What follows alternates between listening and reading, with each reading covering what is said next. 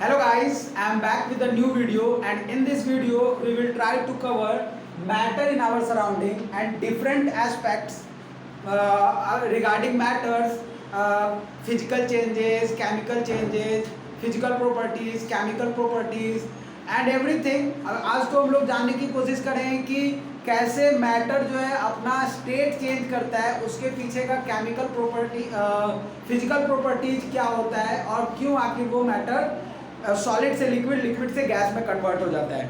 तो आइए हम लोग शुरू करते हैं।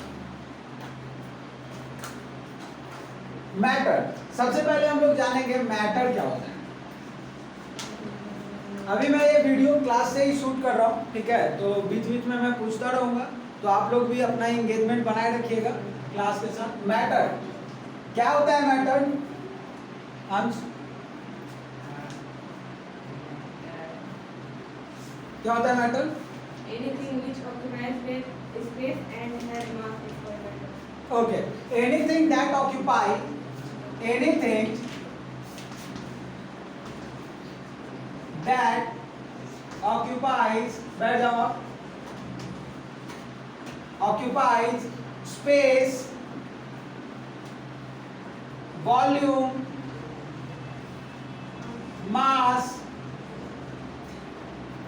and create objection, है ना? जिसको ज्यादा बात करने का इच्छा हो बाहर चले जाओ, आराम से बात कर लेना, तुमसे ही बोल रहे सुनो।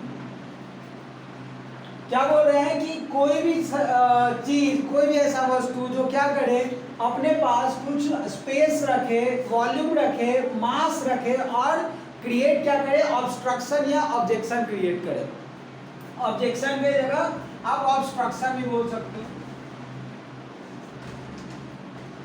ठीक है। जैसे कि आपको पानी में दौड़ने के लिए बोल दिया जाए तो आप जो है थोड़ा सा आप पे प्रभाव पड़ेगा, हवा में अगर दौड़ने के लिए बोल दिया जाए उससे ज़्यादा, ठीक है, आपको ऑब्स्ट्रक्शन क्रिएट किया जाएगा आप पे।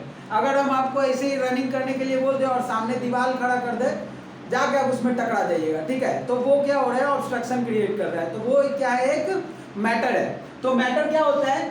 मैटर ऑक्यूपाइज करता है space, volume, mass and create obstruction.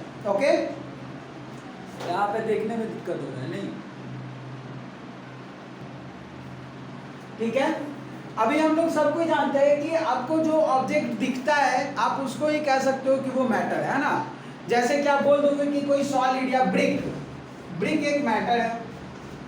फिर उसके बाद आप बोल दोगे पेपर मैटर है, वाटर मैटर है। लेकिन जो नहीं दिखता है उसका क्या? हाँ, मिक्सचर ऑफ गैसेस यानी कि एयर जो नहीं दिख रहा है उसका क्या? तो वो क्या मैटर नहीं है? वो भी मैटर है। आप इसको अगर जस्टिफाई करना हो कि वो मैटर है या नहीं है तो आप उसको देख सकते हो। एक एग्जांपल ले सकते हो कि अगर आप एक बलून में हवा भरो, ठीक है, तो वो हवा, बलून जो है धीरे धीरे फूल जाता है। तो इससे क्या पता चलता है कि वो क्या कर रहा है, ऑब्स्ट्रक्शन क्रिएट कर रहा है, कुछ ना कुछ प्रभाव डाल रहा है जिसके वजह से वो बलून फूल गया है, इन्फ्लेट हो गया है ना। डिफ्लेट करोगे तो फिर बलून जो है वही अपना प्रीवियस पोजीशन पकड़ लेगा, है ना, मतलब छोटा पिचक जाएगा। लेकिन फिर से हवा बढ़ोगे तो ऑब्स्ट्रक्शन क्रिएट करेगा और फिर वो बड़ा हो जाएगा। तो इससे क्या पता चल रहा है कि वो एक मैटर है, ठीक है, वो क्या है, एक मैटर है। लेकिन हाँ, उसके अंदर कुछ प्रॉपर्टीज हैं जिसके वजह से वो काफ़ी हल्का है, उसमें मॉलिक्यूल्स का कुछ इस तरीके से अरेंजमेंट होता है, स्ट्रक्चर होता है, ठीक है। अब देखिए, मैटर को हम लोग फिजिकल और केमिकल प्रॉपर्टीज पे के बेसिस पे इसको मिटा रहे हैं, तो नॉर्मल सी बातें थी, सबको जानते होंगे।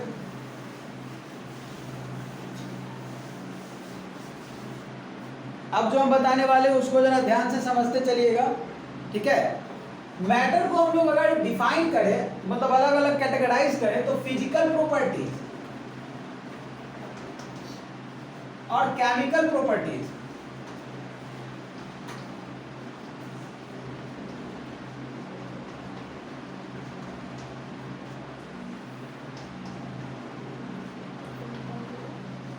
के बेसिस पे हम लोग कर सकते हैं, ठीक है। फिजिकल प्रॉपर्टीज के बेसिस पे क्या क्या कर सकते हैं? फिजिकल प्रॉपर्टीज के बेसिस पे हो जाएगा solid, liquid, gases, chemical properties के बेसिस पे अगर बात करें तो इसमें हो जाएगा हमारा एलिमेंट, कंपाउंड,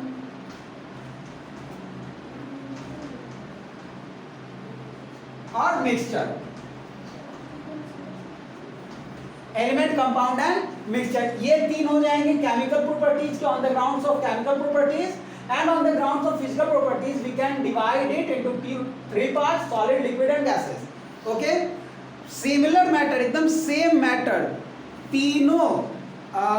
तीनों स्टेट में, तीनों फेज में आपको प्राप्त हो सकता है, आप उसको कन्वर्ट कर सकते हैं। कन्वर्टिबल है, से सॉलिड से लिक्विड, लिक्विड से गैस। आप इसको, ये वाला जो है ना, इसको आप ट्रांजिशन फेज भी बोल सकते हो। किसी किसी में लिक्विड होगा नहीं, डायरेक्ट सॉलिड से गैस हो जाएगा, तो वो भी हम एक ट्रायंगुलर बताएंगे कि सॉलिड से लिक्विड, सॉलिड से डायरेक्ट गैस या गैस से डायरेक्ट सॉलिड बनता है, तो फिर उसको हम उस समय क्या बोलते हैं। चलो देखो, सॉलिड, लिक्विड, गैस बताए, एलिमेंट, कंपाउंड और मिक्सचर बताए। इसमें फिर और भी होगा, ठीक है, केमिकल प्रॉपर्टीज में। फिजिकल प्रॉपर्टीज में अभी की केमिकल प्रॉपर्टी क्या होता है किसी का, केमिकल प्रॉपर्टी में जैसे एसिड, किसी का एसिड कैरेक्टर, बेसिसिटी का कैरेक्टर है ना, ये सब कुछ क्या हो जाता है, केमिकल प्रॉपर्टीज में आ जाता है। On the other hand physical properties में ये तीन होता है। अब हम लोग इसको क्या करते हैं, इसको डिफाइन करते हैं, ठीक है, सॉलिड, लिक्विड, गैस को।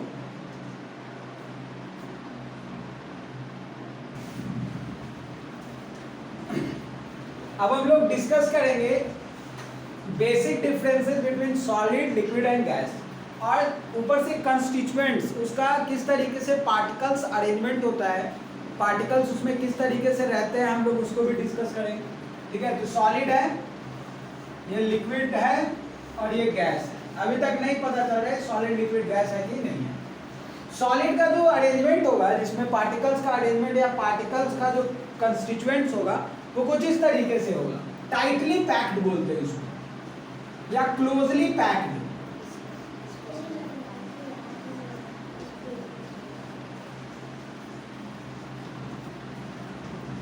ठीक है। फिर इसके बाद लिक्विड जो होगा कुछ इस तरीके से होगा,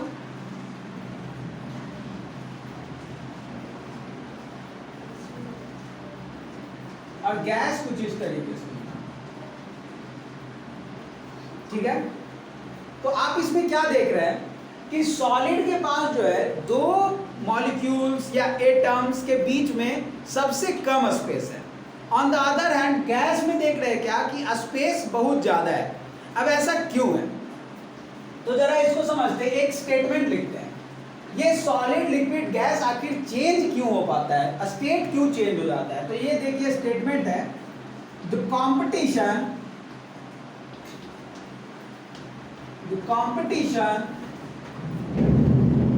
between the intermolecular force, intermolecular भी हो सकता है और एटॉमिक भी हो सकता है। ठीक है, intermolecular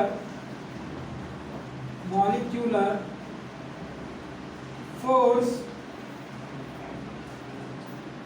between the intermolecular force of attraction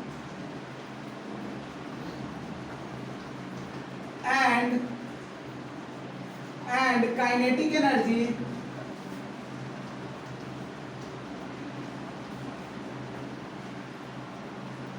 energy define या derive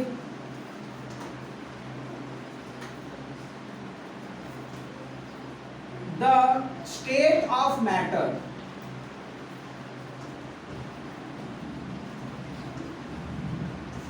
अब इस लाइन को समझने के लिए हम लोग कुछ और बातों की चर्चा करते हैं कि ये इंटरमॉलिक्यूलर फोर्स ऑफ अट्रैक्शन क्या है, ये काइनेटिक एनर्जी क्या है। ठीक है, कैसे इसमें काइनेटिक एनर्जी होता है, कैसे हम बोल सकते हैं कि जो सॉलिड है उसमें भी जो मॉलिक्यूल, एटम या फिर आयन्स होते हैं वो लगातार जो है वाइब्रेट करते रहते हैं, वाइब्रेटरी मोशन में होते हैं। ठीक है, वाइब्रेशन में होते हैं।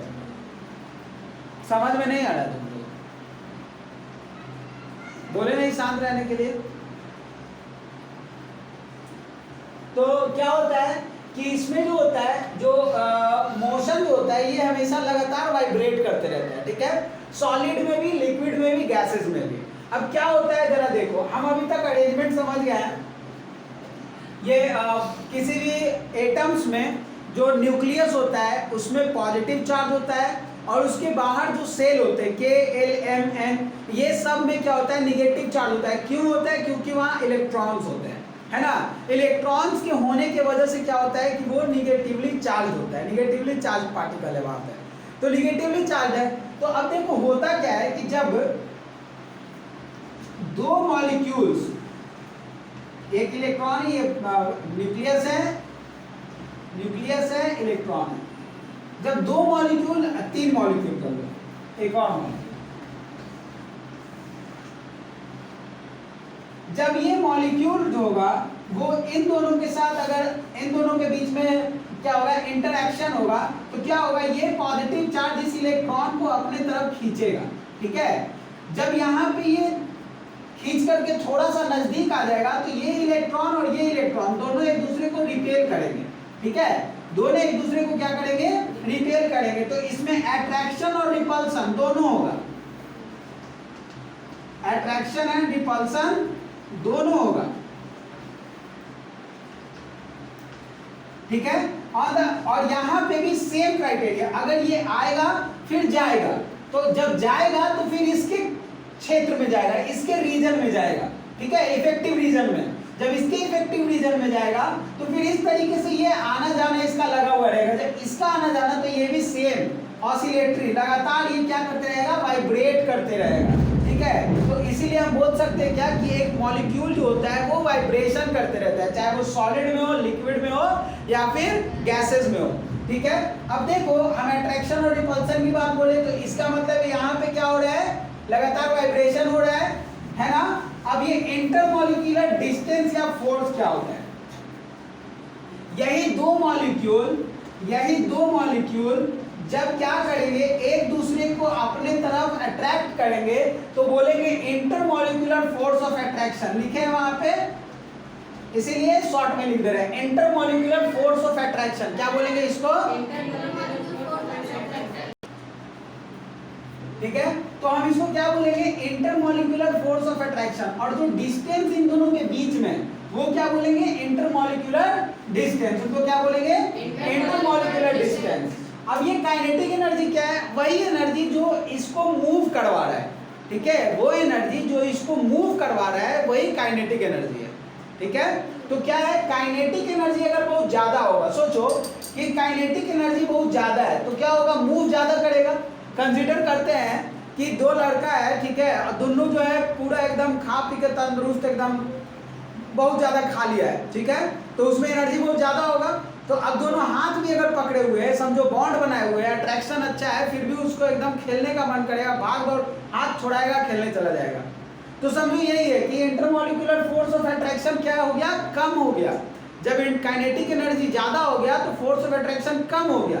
और यही है कंपटीशन कि काइनेटिक एनर्जी ज्यादा होगा तो फोर्स ऑफ अट्रैक्शन कम होगा, और फोर्स ऑफ अट्रैक्शन ज्यादा होगा तो काइनेटिक एनर्जी कम होगा। तो अब देखो, जब इंटरमॉलिक्यूलर फोर्स ऑफ अट्रैक्शन कम होता है तो ये क्या होता है, इसके अंदर काइनेटिक एनर्जी बढ़ जाता है, और ये सॉलिड से किधर प्रोसीड कर जाता है, लिक्विड की तरफ प्रोसीड कर जाता है, और फिर उसके बाद लिक्विड से कहां चला जाता है, गैस बन जाता है। और ये सब किस वजह से होता है, इंटरमॉलिक्यूलर फोर्स ऑफ अट्रैक्शन और काइनेटिक एनर्जी के बीच में जो कंपटीशन हो रहा है उसके वजह से, है ना, कि काइनेटिक एनर्जी बढ़ गया तो इंटरमॉलिक्यूलर फोर्स। अब यहीं पे इंटरमॉलिक्यूलर डिस्टेंस भी है ना। तो यहाँ पे तीन तरीके का रिलेशन है, आपसे पूछा जा सकता है कि इंटरमॉलिक्यूलर फोर्स ऑफ अट्रैक्शन बढ़ेगा तो क्या होगा, इंटरमॉलिक्यूलर डिस्टेंस घटेगा, काइनेटिक एनर्जी घटेगा, दोनों या फिर इनमें से कोई नहीं। इंटरमॉलिक्यूलर फोर्स ऑफ अट्रैक्शन अगर बढ़ेगा, ठीक है, if the intermolecular force of attraction between the two molecules increases, then what will happen, intermolecular distance will decrease, kinetic energy between the two molecules will decrease, one and two or none of the above, Second. both one and two। Intermolecular force of attraction बढ़ेगा तो distance भी तो बढ़ेगा। अब हमारा, मेरा और रवि में बहुत ज्यादा एकदम दोस्ती यारी बढ़ेगा तो फोर्स ऑफ अट्रैक्शन बढ़ गया, दोस्ती यारी बढ़ा तो हम लोग एकदम गले मिलेंगे, अरे भाई तुम ही तो मेरे दोस्त हो, जो भी हो, प्राण हो, है ना। और फिर जैसे ही हमारा उसमें एकदम फूट हो जाएगा तो क्या कहेंगे, तुम वहां रहो, हम एक हाथ इधर रहेंगे, एक एक बांस के दूरी पे रहो। तो क्या हुआ, इंटरमोलिकुलर फोर्स ऑफ अट्रैक्शन बढ़ा, हम लोग का अट्रैक्शन बढ़ा, फोर्स ऑफ अट्रैक्शन। तो क्या हो गया, हम लोग नहीं, मतलब कि जो मॉलिक्यूल्स है वो क्या हुए, नजदीक आ गए। तो इंटरमोलिकुलर डिस्टेंस क्या है, the distance between the two molecules is called intermolecular distance, है ना। तो वो कम हो जाएगा। ऑन द अदर हैंड फिर उसके बाद काइनेटिक एनर्जी बोले तो काइनेटिक एनर्जी, देखो काइनेटिक एनर्जी से ही ऊपर नीचे होगा, है ना। काइनेटिक एनर्जी ज्यादा होगा तो इंटरमोलिकुलर फोर्स ऑफ अट्रैक्शन कम हो जाएगा। तो यहाँ पे ऑब्वियस सी बात है, काइनेटिक एनर्जी कम हुआ होगा, है ना।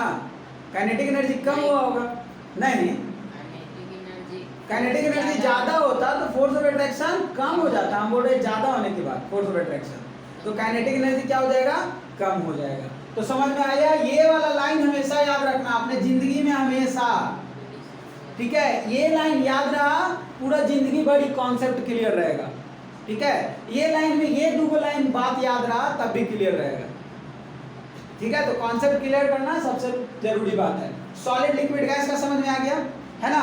अब ये पार्टिकल्स लगातार क्या करते रहते हैं, मूव करते हैं। तो इससे हम लोगों को दो बात बताएं, पार्टिकल्स मूव करते हैं। पहला मैटर क्या है, particles are moving, particles are moving continuously,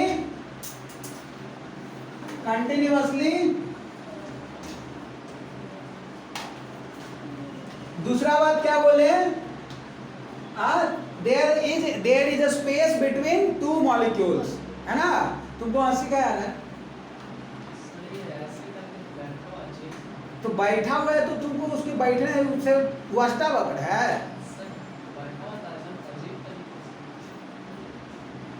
सही से बैठा करो, तमीज से।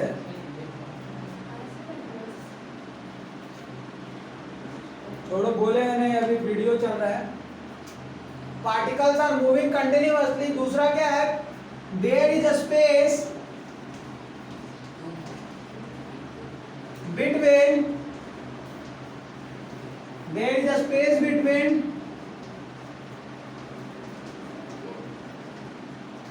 टू मॉलिक्यूल्स, है ना। दो बात पता चला। अब इसको हम लोग जस्टिफाई करने के लिए कुछ एक्सपेरिमेंट्स भी कर सकते हैं, ठीक है। हम एक्सपेरिमेंट को बता रहे हैं अभी। तो चलिए देखिए, उसको तो मिटा दिया आप लोग, उम्मीद है कि आप लोग उसका वो ले लिए होंगे स्क्रीनशॉट। तो हम लोग अब देखते हैं क्या कि एक बात और बताना, मैं उस समय थोड़ा सा स्किप कर गया, कि अगर उसमें हम लोग थर्मल एनर्जी यानी हीट प्रोवाइड करेंगे किसी भी मैटर में, ठीक है, तो उसके अंदर का जो पार्टिकल्स है, ठीक है, उसका जो पार्टिकल्स है, पार्टिकल्स का मूवमेंट तेज हो जाएगा, ठीक है। अगर हम लोग हीट प्रोवाइड करेंगे किसी भी सबस्टांस में, सॉलिड में, लिक्विड में, गैस में, तो उसके अंदर जो काइनेटिक एनर्जी है वो बढ़ जाएगा। और काइनेटिक एनर्जी एक बार बढ़ेगा तो उसके पार्टिकल्स के जो बीच में डिस्टेंस है वो धीरे धीरे बढ़ना चालू हो जाएगा, क्योंकि इंटरमोलिकुलर फोर्स ऑफ अट्रैक्शन कम होना चालू हो जाएगा, ठीक है। तो ये एक प्रभाव पड़ेगा, जिसके वजह से क्या होता है कि जो बर्फ है वो वाटर हो जाता है और वाटर जो है गैस हो जाता है। क्यों? क्योंकि सॉलिड से लिक्विड होने में क्या हो जाता है कि दो मॉलिक्यूल्स हैं, उनके बीच, उनमें काइनेटिक एनर्जी बढ़ जाता है, फोर्स ऑफ अट्रैक्शन कम हो जाता है, डिस्टेंस बढ़ जाता है। और हम लोग जानते हैं डिस्टेंस जैसे जैसे बढ़ता है वो उसका क्या हो जाता है, सॉलिड कैरेक्टर लिक्विड यानी फ्लूइड में कन्वर्ट हो जाता है ना। तो ये आपको एक बात बताना था, उस समय मैं स्किप कर गया था। चलिए अब देखते हैं हम लोग कि हम लोग अगर एविडेंस हम लोग देखें,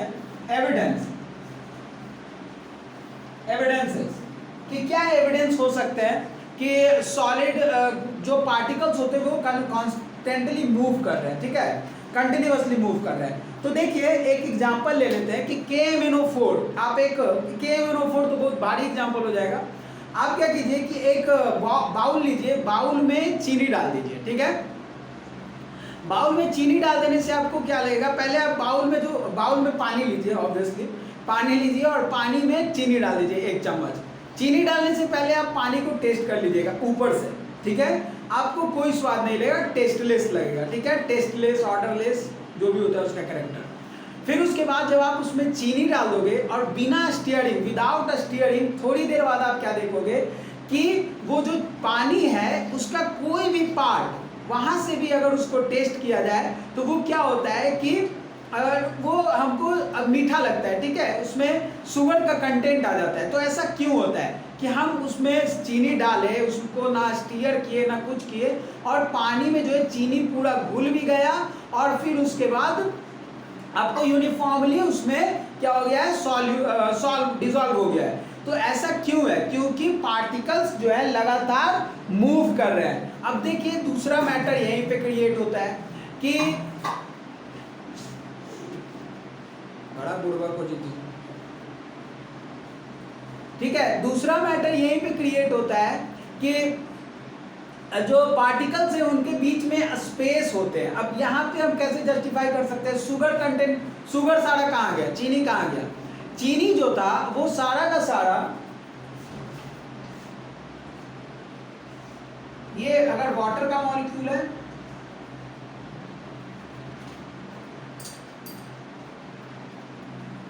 तो फिर इसमें क्या है, चीनी का कंटेंट जो है, चीनी का जो मॉलिक्यूल है वो इन सभी के स्पेस में घुल गया, ठीक है। अब यहीं पे दो बात और समझ में आ जाती है कि जो ओहो यहाँ पे तो दिख ही नहीं रहा है, गलत जगह बना दिया, फिर से देखिए यहाँ पे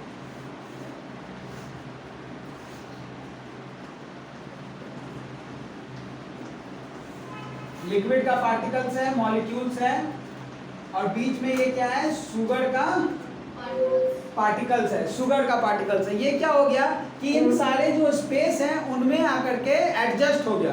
अब देखो एडजस्ट हो गया तो ये स्पेस जो होगा वो काउंटलेस तो होगा नहीं, है ना, उसका भी एक सीमा होगा। तो जब ये सीमा पहुंच जाएगा अपने चरम सीमा पे, पराकाष्ठा पे, ठीक है, 100%, ठीक है, तो उसको बोलेंगे सैचुरेटेड सॉल्यूशन, ठीक है। और जैसे ही बोलेंगे कि अभी भी और चीनी डाला जा सकता है, more sugar can be dissolved, ठीक है, then the solution is unsaturated. आप इससे एक सीधा एग्जांपल समझ लो कि तुम खाए 2 रोटी, ठीक है, और तुमको और भूख लगा हुआ है, then it means you are unsaturated, ठीक है। और तुम्हारा जब पेट भर जाए तो समझो कि अब पेट भर जाएगा, अब उसमें कुछ डालेंगे तो मुंह से हो जाएगा बाहर, है ना, तो वो क्या बोलेंगे, सैचुरेटेड। एकदम सेम है यहाँ पे कि अगर इसमें अब चीनी और घुलाएंगे ना तो घुलेगा ही नहीं, वही उल्टी कर देगा, ठीक है, तो सैचुरेटेड हो गया अब। और अगर ज़्यादा, अगर सॉल्यूशन में क्या हो जाएगा, चीनी कैन बी डिसॉल्व्ड, ठीक है, more sugar can be dissolved, then अभी हम क्या बोल सकते हैं कि ये अनसैचुरेटेड है। तो अनसैचुरेटेड और सैचुरेटेड में अंतर समझ में आ गया यहीं पे, ठीक है। तो चीनी जो पार्टिकल्स होते हैं उसमें क्या होते हैं, स्पेस होते हैं, और पार्टिकल्स कंटिन्यूअसली मूव करते हैं। इसके लिए एक और एग्जांपल है कि गैस का पार्टिकल, तो इसमें आ गया, और ऊपर से गैस में क्या हो जाएगा, डिफ्यूजन का प्रोसेस, ठीक है, गैस में क्या हो जाएगा, डिफ्यूजन का प्रोसेस। आप जैसे इंसेंस स्टिक क्या करते हो कॉर्नर में, when you lit an incense stick at the corner, ठीक है, इन अ रूम, तो क्या देखते हो कि उसका स्मेल जो होता है धीरे धीरे थोड़ी देर के बाद पूरे रूम में बढ़ जाता है। स्मेल क्या, पूरा का पूरा धुआं बढ़ जाता है। तो ऐसा क्यों होता है? क्योंकि क्या है कि वो जो पार्टिकल्स है, जो एयर है यहाँ के, ठीक है, वो लगातार क्या कर रहे हैं, ट्रैवल कर रहे हैं, मतलब मूव कर रहे हैं, और मूव करने की वजह से वो क्या कर ले रहे हैं कि एक पार्टिकल्स के, उसके एक पार्टिकल को हमारे नाक तक या हमारे आँख तक, विजिबिलिटी तक पहुंचा दे रहे हैं, मतलब कि दिख रहा है हमको यहाँ पे कि धुआं बढ़ गया है ना। तो ऐसा क्यों है? क्योंकि वो लगातार कॉन्स्टेंटली कंटिन्यूअसली मूव कर रहे हैं। क्लियर है? तो दो बात को इससे भी जस्टिफाई कर सकते हैं। फिर आपका बुक में देखिएगा KMnO4 पोटेशियम परमैंगनेट का एक एग्जांपल होगा, जिसमें क्या करिएगा, एक बाउल लीजिएगा, बाउल में ग्लास के बीकर लीजिएगा, बीकर में क्या रखिएगा, पानी रखिएगा, पानी में आपके एक टुकड़ा KMnO4 का रख दीजिएगा, बिना कोई हिलाए, बिना कोई डुलाए, धीरे धीरे पूरा का पूरा पानी जो हो जाएगा वॉयलेट कलर का हो जाएगा। तो इससे क्या पता चलेगा कि वो क्या हो रहा है, और आपको दिखेगा, मूव करता हुआ दिखेगा। तो इससे पता चलेगा कि पार्टिकल्स जो है लगातार मूव कर रहे हैं, है ना। फिर एक और ब्राउनियन मूवमेंट है। ब्राउनियन मूवमेंट में आप देखोगे क्या, ब्राउनियन मूवमेंट एक पॉलन ग्रेन्स यूज किया। ब्राउनियन साइंटिस्ट था, वो क्या किया कि पॉलन ग्रेन को उठाया, ठीक है, यहाँ पे बना लेते हैं, ऊपर से हम दिखा रहे हैं, एक एक बाउल है और बाउल में पानी है, ठीक है, बीकर बाउल जो भी बोलो, इसमें पानी है और पानी में हम क्या किए कि एक पॉलन ग्रेन का टुकड़ा डाल दिए, पॉलन ग्रेन, ठीक है, इसका हम एक माइन्यूट सा पीस डाल दिए। अब ये क्या है, ये क्या होता है कि इसको बिना कुछ हिलाए डुलाए धीरे धीरे एकदम तेजी से इधर उधर घूमते रहता है। तो ये कौन सा मोशन में घूमता है, जिगजैग मूवमेंट। कौन सा movement, zigzag movement. Zigzag movement होते रहता है इसमें लगातार, ठीक है। जिगजैग का मतलब क्या है कि कभी ऐसे जा रहा है, कभी ऐसे जा रहा है, कभी ऐसे जा रहा है, कभी ऐसे जा रहा है। तो इस तरीके का मूवमेंट लगातार होते रहता है वो पॉलन ग्रेन में। अब ये क्या किया, ब्राउनियन जो था वो क्या किया कि धीरे से उसका हीट बढ़ाया, ठीक है। जब हीट बढ़ाया तो क्या देखा कि जो पॉलन ग्रेन था वो और तेजी से जो है मूव करने लग गया। तो उसको क्या पता चला इससे कि जो पार्टिकल्स होते हैं वो क्या करते हैं, हीट बढ़ने पे और तेजी से मूव करते हैं। इससे तो ये पता चला कि पार्टिकल्स कंटिन्यूअसली मूव कर रहे हैं, कॉन्स्टेंटली मूव कर रहे हैं, लगातार। लेकिन जैसे ही वो हीट अप किया तो इससे क्या पता चला कि हीट करने पे, एनर्जी प्रोवाइड करने पे, ठीक है, पार्टिकल्स जो होते हैं उनका नेचर है क्या कि वो और ज्यादा मूव करने लग जाते हैं। तो क्लियर है? तो आज के लिए इतना ही रहने देते हैं, बाकी हम लोग नेक्स्ट क्लास में पढ़ेंगे और इसके कॉन्सेप्ट है उनको डील करेंगे। आज के लिए धन्यवाद। आप लोग लाइक, शेयर और सब्सक्राइब जरूर करें। धन्यवाद।